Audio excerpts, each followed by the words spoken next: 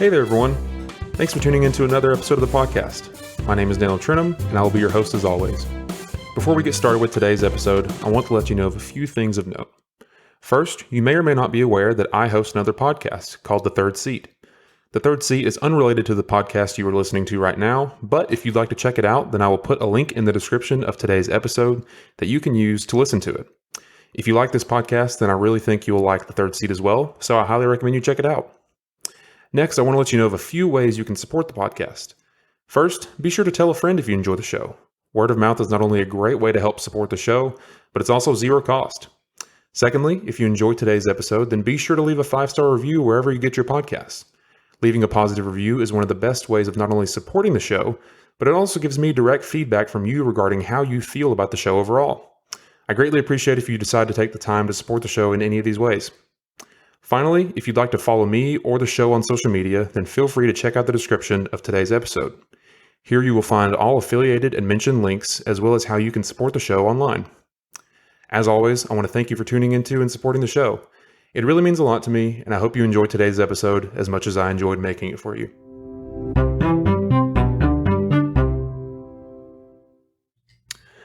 All right, everyone, welcome back to another episode of the podcast. My name is Daniel Trinham. I will be your host as always. I'm excited for this episode. Today's episode is going to be a Q&A episode. So a little bit of backstory on this. So recently, if you don't know, so this podcast is currently a one-man operation. It is me. I do obviously the recording, the scheduling, all the back end things, all that stuff. I do it, and so I recently reached. I put out my 10th episode, and it's no huge milestone or anything, but. It's the 10th episode, and I felt like that was a special milestone just with me being someone that is, new to this space. I've never done this before, and this is something that is just a personal project of mine. I was proud to say that I'd put out 10 episodes. Obviously, there's more episodes that are coming. I've got some that are recorded that will be coming out soon. But just as a small little fun detour, and I guess you could say celebration of sorts, I decided to do just a quick Q&A episode. I was curious to see if there was any questions online or anything like that, and so I threw up a quick poll on my Instagram story, and basically just said, "Hey, I'm doing a Q&A episode soon, so feel free to ask me anything you like." And I will answer it on the next episode. And so I threw that up. I got a few questions, and I've got some good responses that I'm excited to share with you all. And we'll dive into that here in just a moment. But before we start, I have two quick, brief announcements, if you want to say.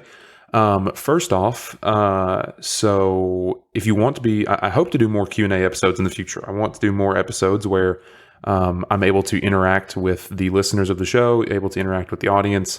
I don't want it to just be me talking and you all listening. I hope to do something where you all can take part in it, send me questions or anything like that.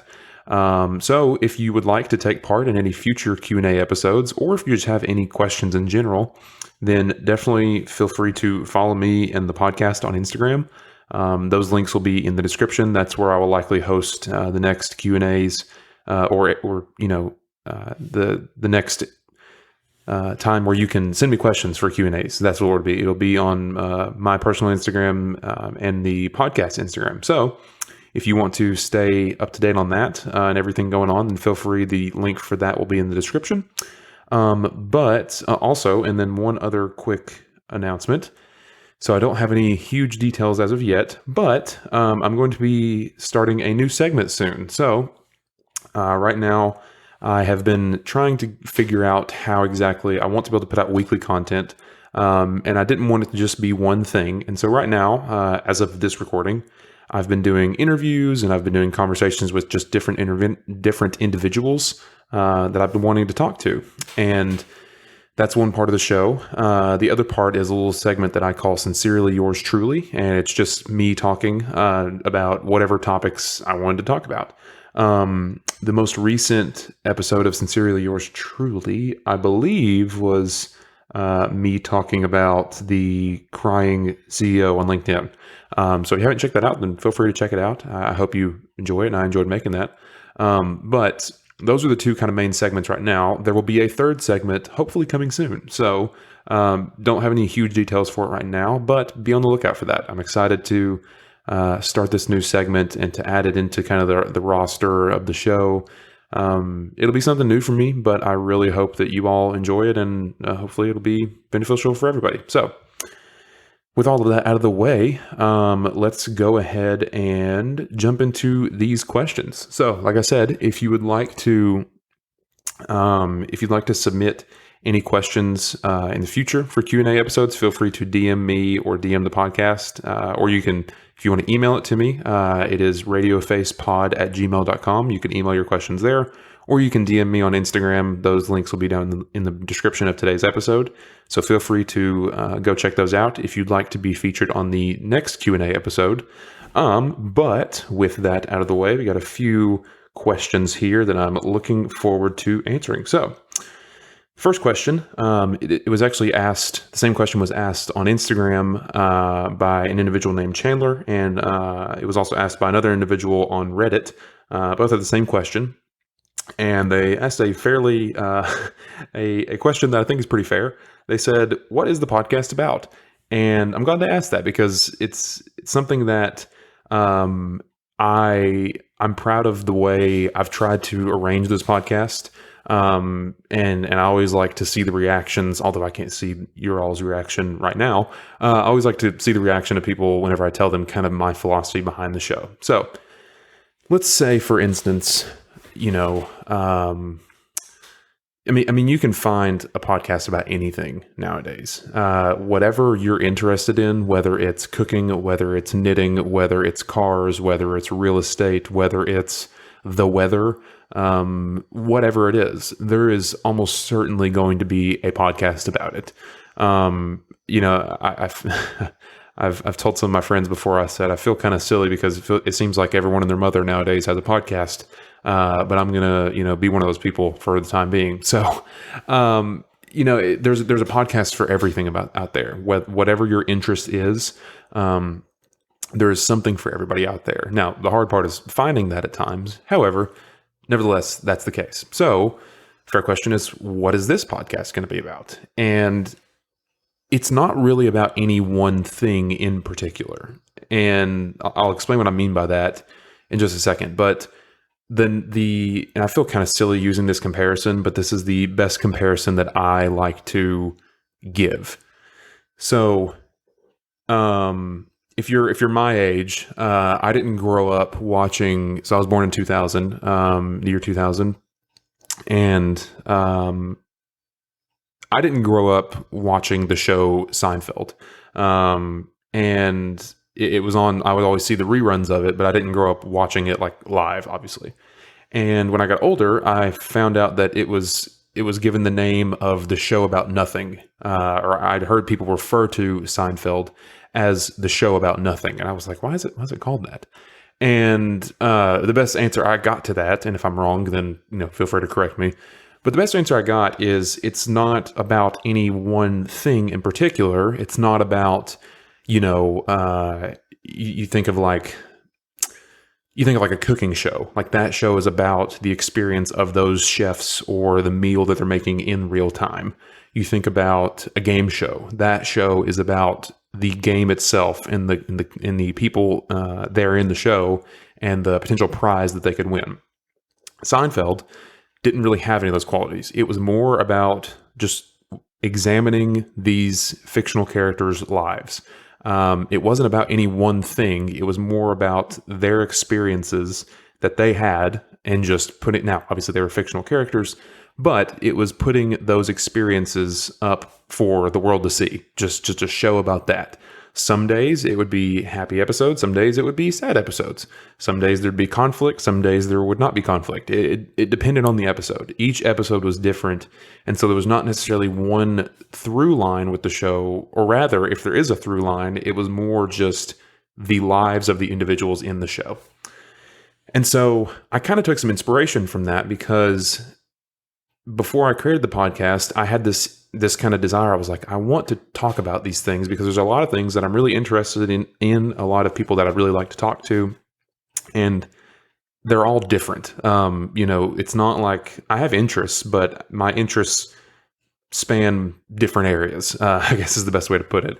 And so it's kind of about nothing. It's not really about any one particular thing.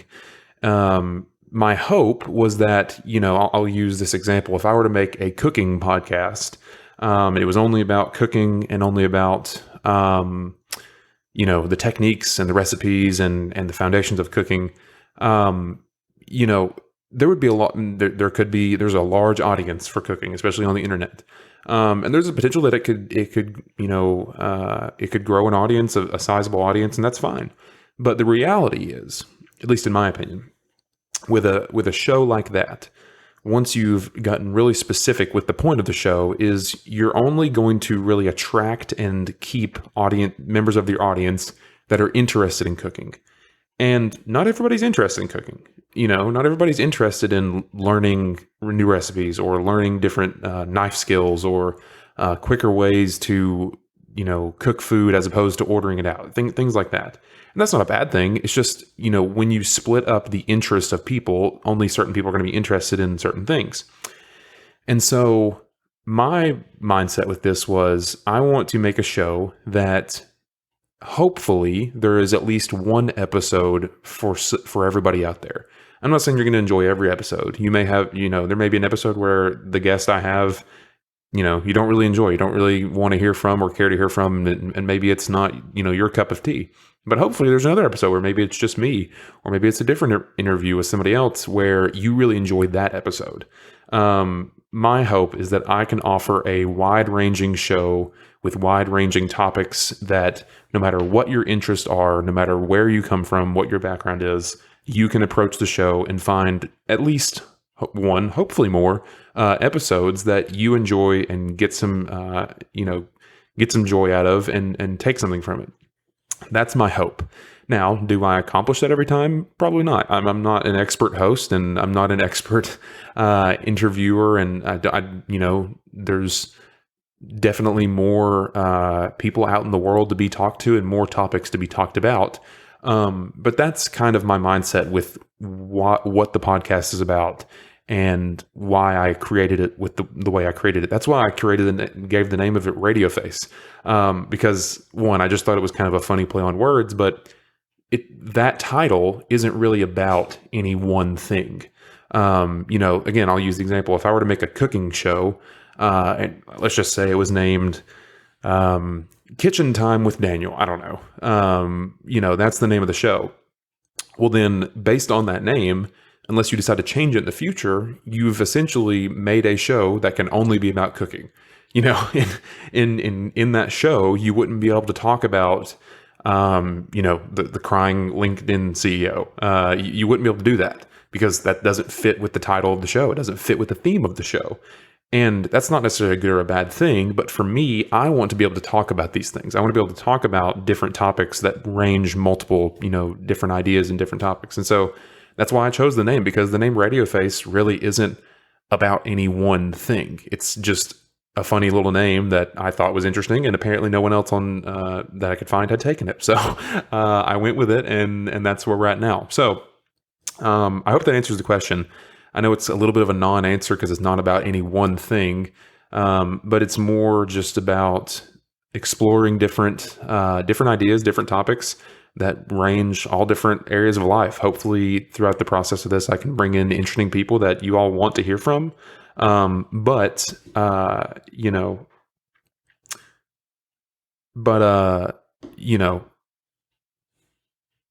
is my hope with it, is that I can provide a wide-ranging, series of topics and ideas and guests that I hope are interesting. So Thank you for submitting that question. We will move on to the next question, and this one, the rest of these come from Instagram.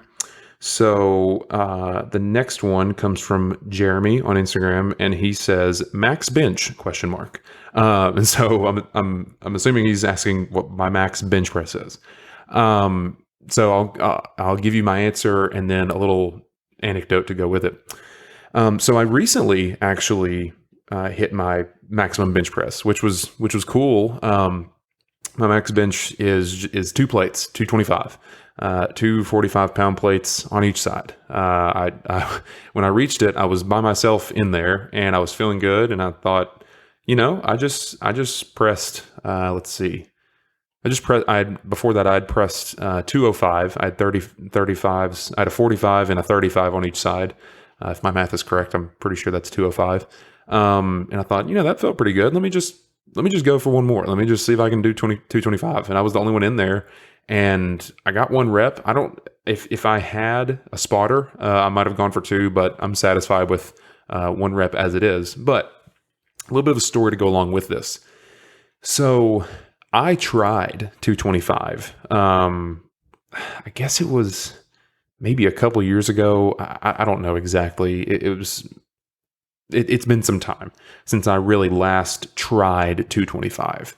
And for whatever reason, for the longest time, I could not get 225. The closest I would ever get I would get 1 rep of, around 205 or around 195, somewhere in there. And I just could not get 225. I don't know what it was, but I could not get it. And for the longest time, it really frustrated me because I was like, I had friends and individuals that I looked to, and they would rep 225 and they'd be excited. And I was like, man, why can I not do this? Like, I feel like I should be fully capable of doing this, but yet I can't. I just haven't. I haven't been able to. And I kind of I didn't give up working out, but I kind of gave up trying to reach 225. And for a while, that was no longer a goal for me. I just kind of quit. I was like, you know what? Why do I really care? Like, why am I trying to reach 225? Because let's say hypothetically I get 225. Okay, then what? Like, I'm just going to want to do more. And that's not necessarily a bad thing, but I just kind of came to that realization. I was like, what am I even chasing this for? Do I really want this? It was just becoming frustrating to me, and I just decided to move on to other things. And so I trained for different things for a while.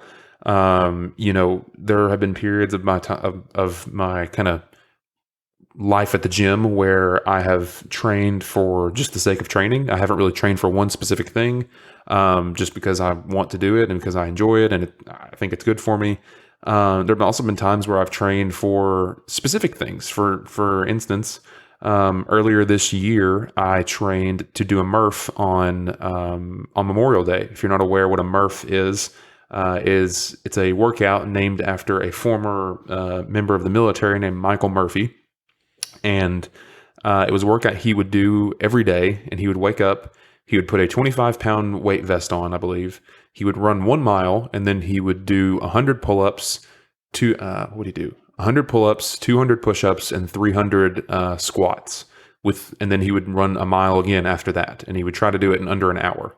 And that was his workout every day. He would do that all with the 25-pound weight vest on. And so he unfortunately died in combat, and people do that every year on Memorial Day to just to commemorate him and just all the different fallen soldiers that have died in combat. And so that was a goal of mine. I was like, I want to try my hand at this. I feel like this is something I can do. I didn't want to do it with the 25-pound weight vest on. I was like, let me just start out for a relatively attainable goal. And so with that, as I was training for that, in my mind, I wasn't training for strength necessarily. I wasn't trying to get the strongest bench press or the strongest squat or, do the heaviest weighted pull up I could do, because that really didn't benefit me. What I was really training for was somewhat endurance, not really with the run, because I knew I could run 2 miles, especially split up over 2 runs. but it was more the endurance of the muscles. Doing 100 pull-ups is no joke. Not in a row. You can split it up into sets. So I don't want anyone to get the idea that I did 100 pull-ups or 200 push-ups or 300 squats in a row. I split it up into 20 sets. So, doing that takes endurance, and it was less about me training for strength and more about me getting reps in. That was my mindset to it, is I want to be able to do more and more reps of the same weight. And so I would do that. I would train over the course of a day. Sometimes, like, I would do a workout in the morning, and then throughout the day I would do push-ups. I'd do 100 push-ups over the course of the day, just to do them and get them out the way and have that extra kind of mileage, and that was what I trained for a while. So I was doing all of these things for a while and never really chasing a PR, or any kind of personal best. And there came a point where I did the Murph and I just started kind of training for the sake of training again. And I thought, I want to train for something again.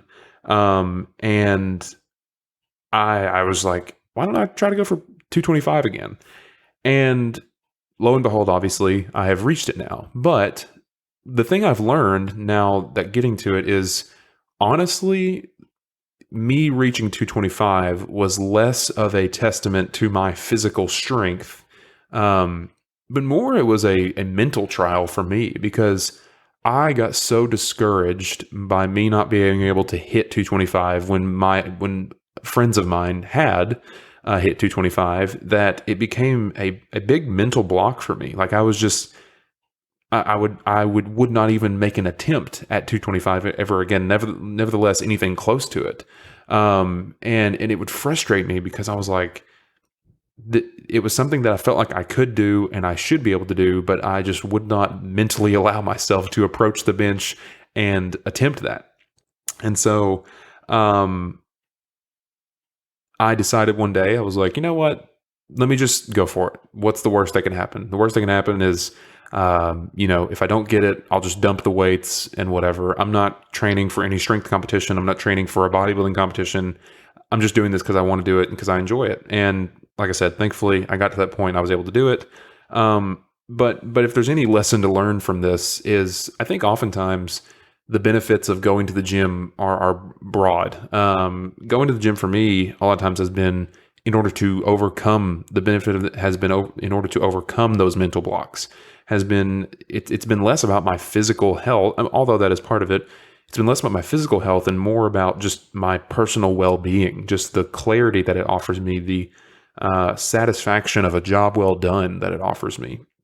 That's really something that I get out of it, and being able to kind of overcome that mental frustration and mental block with trying to achieve a 225 bench press was awesome for me. So it felt great to be able to do that.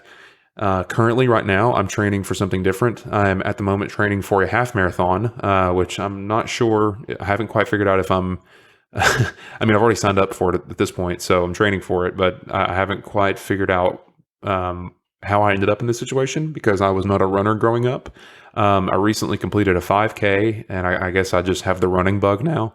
But that's what I'm training for now. And I hope that if there's any encouragement I can offer anyone, is whatever you're going through, if you're trying to reach a new goal at the gym or in fitness with your health,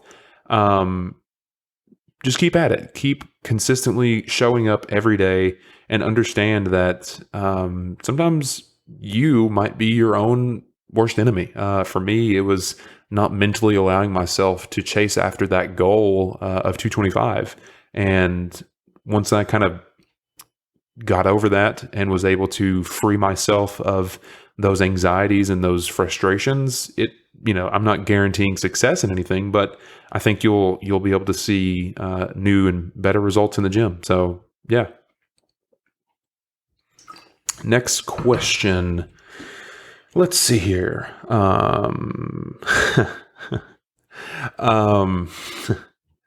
Next question, also coming from Instagram, is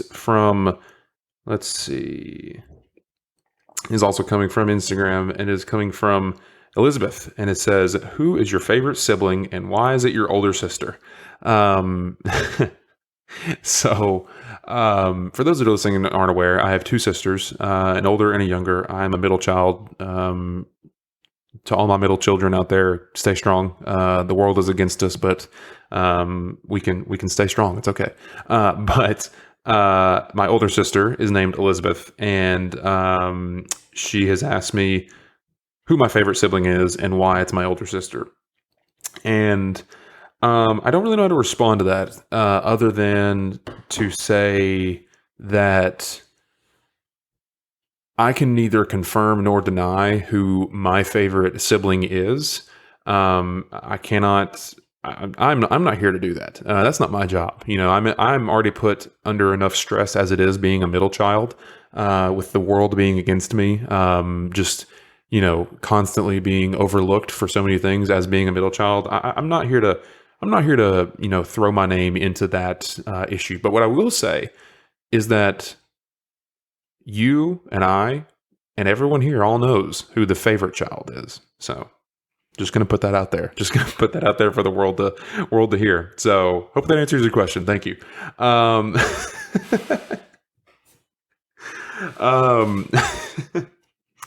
Keeping with the with the funny questions. On Instagram, Morgan asks, have you measured your head before? So to answer your question, yes, I have. Now, for those that are listening, you're probably wondering, why is she asking this? And so let me share a little story with you. Story time with Daniel. I need a little jingle or something for that. So, but yeah, let me give you a little story. So if you haven't met me in person before, I am I guess I'll put it, I'm a statistically speaking larger than average man or male, whatever. And I'm about 6'3", a little over 200 pounds.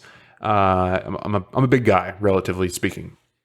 And so, part of my stature is my head. I have a very large head. I somewhat notoriously have genuinely never been able to fit in a hat before. The only hats I can wear are beanies, which is part of the reason why I love fall, because then it means I can finally put something on my head.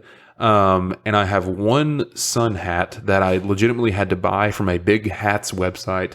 And it's like a 4XL hat. It's like the giant size. Like if it was a shoe, it'd be like a size 30. Okay. So I just have a big head. I really do. I've had it doesn't matter how long my hair is. Currently right now, my hair is long, but I've buzzed my head before. And even then I couldn't fit hats, like normal fitted hats, normal snapbacks or anything like that. And so, so this is genuinely like it's been, I've gotten used to it now, but it kind of frustrates me because I want to wear hats, and I will tell people this and they won't believe me. And I'll say, like, I will try on their hat and show that it does not, like, it will not fit me, even if I put it on the biggest kind of setting.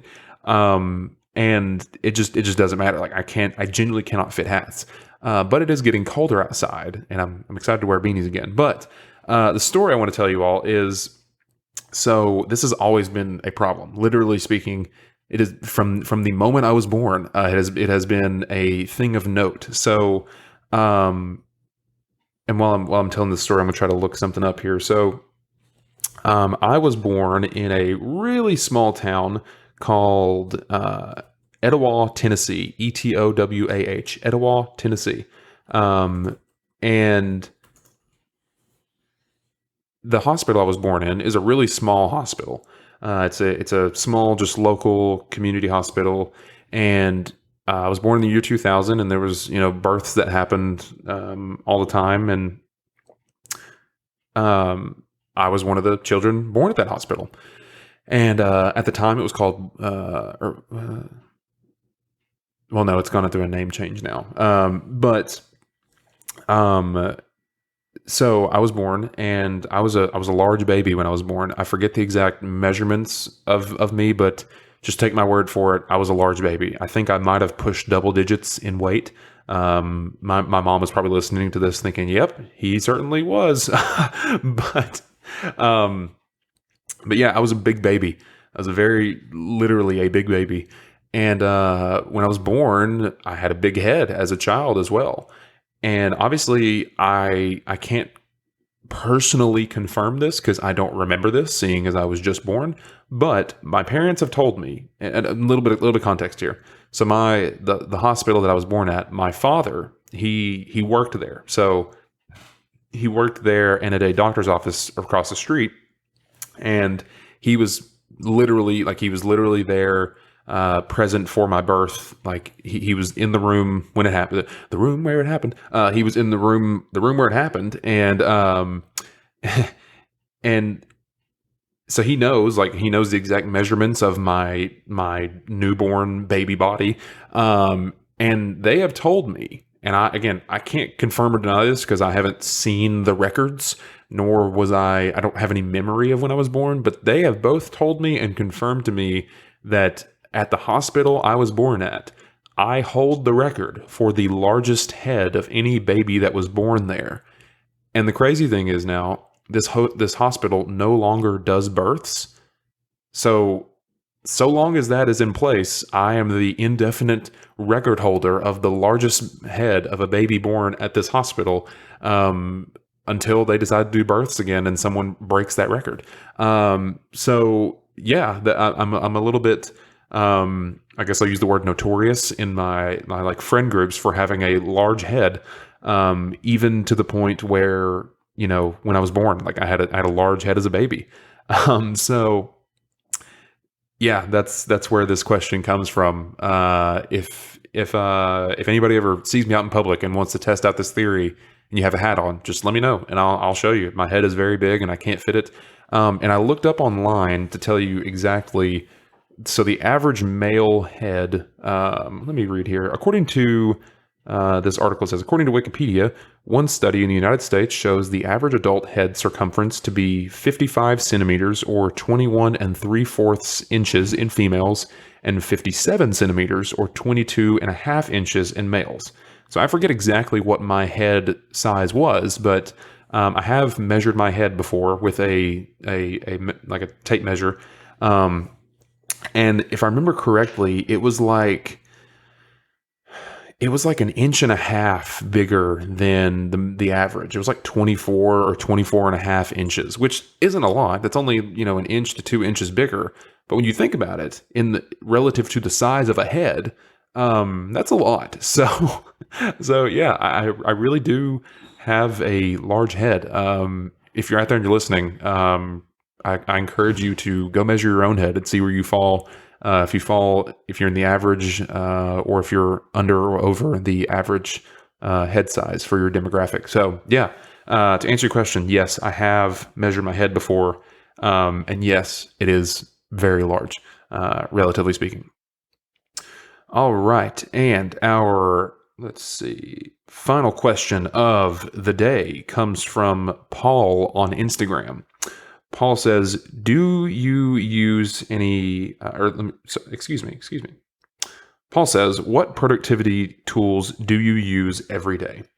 So, really, I really don't use a lot of productivity tools, and it's not because I don't like them, but I find when it comes to being productive and getting things done. I find for me, the simpler and the more streamlined, the better. I am also a creature of habit. And so I try to make the things I know I need to do, and the things I know I need to get done. I try to make just a habit of what I do each and every day. So I'll give you an example of what I mean. So I try, as best I can, I try to eat healthy food and eat good and nourishing and filling meals, as much as I can. And so for a while that was a problem for me because I didn't really have a good structured schedule of when I need to cook this food, of what food I need to get, what kind of meals I can make, things like that. And so, when I got to a point where I felt comfortable of what I could cook, I made it I made it a part of my schedule, and where every weekend, usually on Saturdays, I will go to the grocery store and I will have the exact list of things that I need to purchase. And I will know exactly where they are, and I will go and I'll purchase them.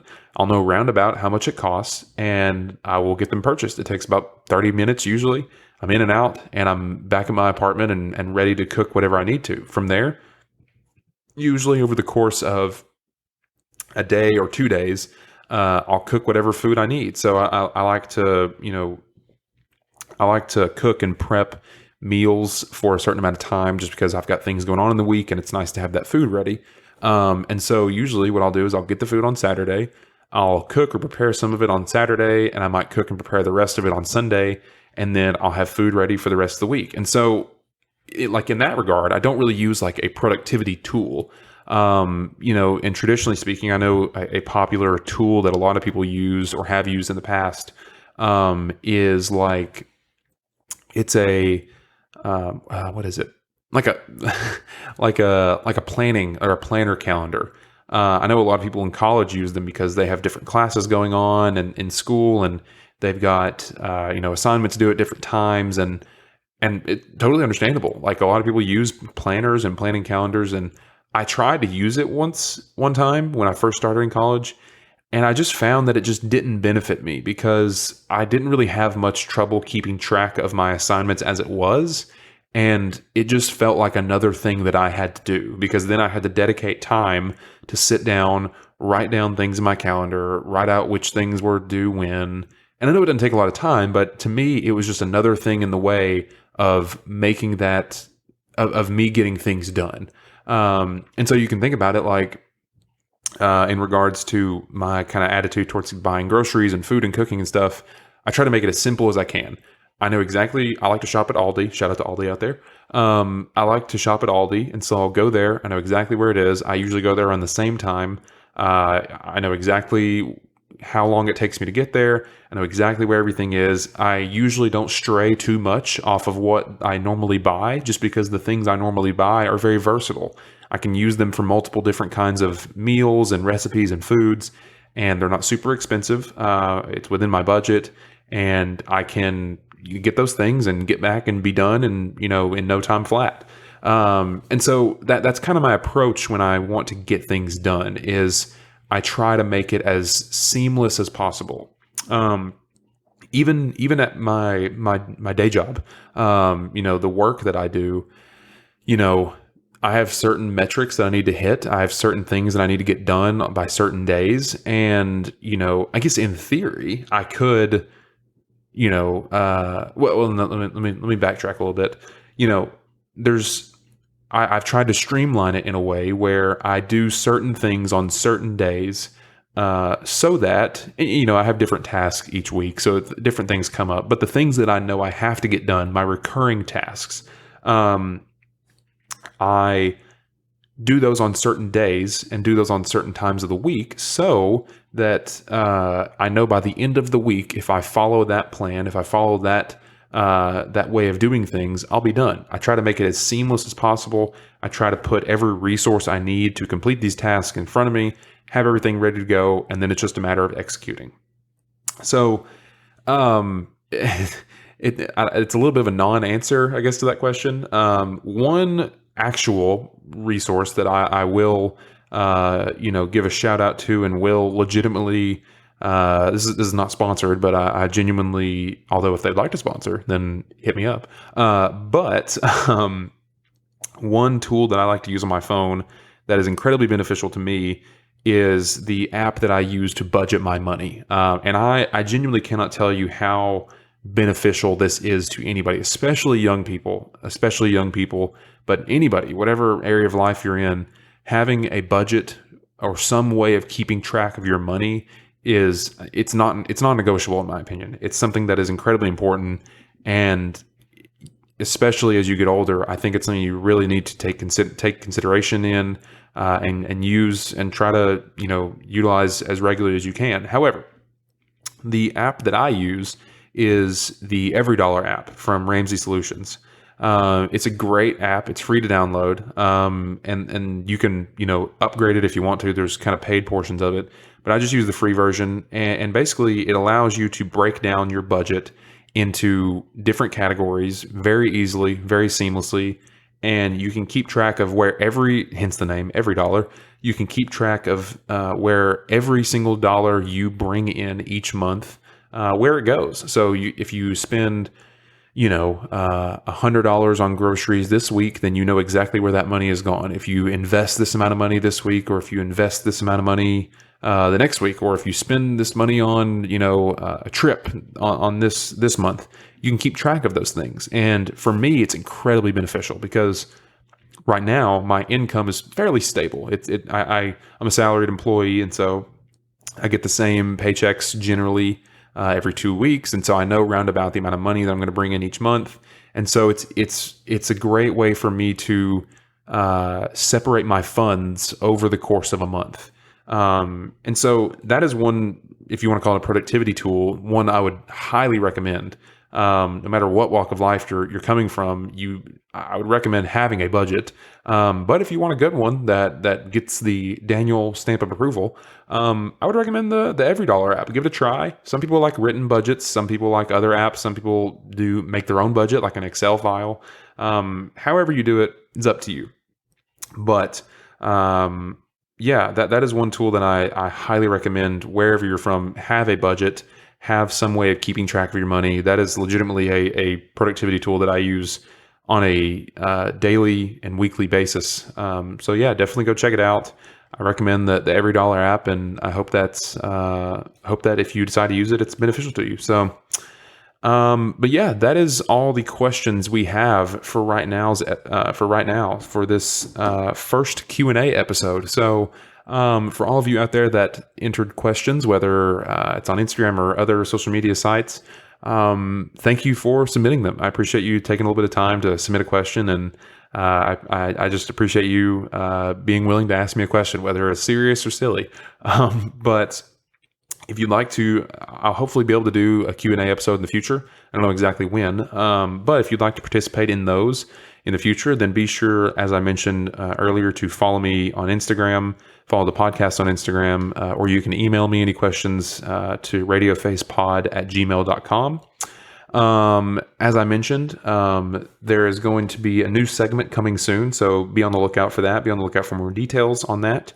And yeah, with all that out of the way, I appreciate you all tuning into this quick little episode. I hope that you enjoyed it. I hope that you've enjoyed the show so far. I know I'm still a small little creator here, coming up on 15 episodes soon, and who knows, maybe we'll get to 100, who knows, but if we get to that point, we'll do a big celebration of some sort. But I really appreciate just everyone that's listened, supported, that's shared it with anyone.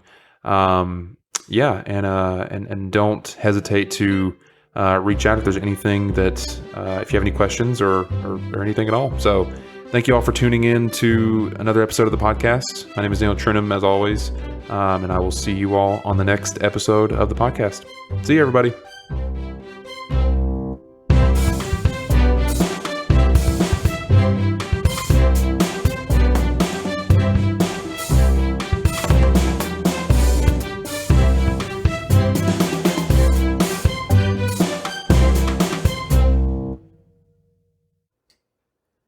Thanks for tuning into this episode of the podcast. As one final reminder, if you'd like to support the show, then don't forget to rate and review the show wherever you get your podcast, or share it with a friend. If you'd like to check out any links that were mentioned during the show, or follow the show or myself on social media, then feel free to head to the description of today's episode to find these links. As always, thank you again for checking out today's episode, and I really hope you enjoyed it. I will catch you all on the next episode of the podcast. See ya!